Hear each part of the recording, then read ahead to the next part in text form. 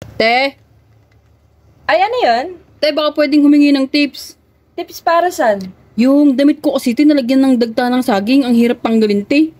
Madali lang yun. Ano ba yung damit? Decolor ba o ano? Puti? Puti, te. Ah, puti ba? Madali lang yun. Saglit lang. Sana maganda yung tips ni ate. O, ito. Paano gagawin dyan, te? Ang gawin mo, may gasolina ba sa inyo? Meron, te. O, sakto. Gawin mo kunin mo yung damit na puti, na may dakta. Pagkatapos nang buhusan mo siya ng gasolina doon sa pinaka may dakta. Tapos kusutin mo. Ulitin mo hanggang sa medyo mag-fade na. Pag nag-fade na siya, lagyan mo siya ng dishwashing liquid. Saka mo kusutin o i-brush mo. Pagkatapos nun, kung gusto mo namang mabilisang matanggal, lagyan mo ng konting Sunrox. Sigurado tanggal yung dakta sa damit mo. Effective ba yan, te? Effective to kasi ito yung ginagawa ko pag nalalagyan ng dakta yung damit ko. Magkano yan, te?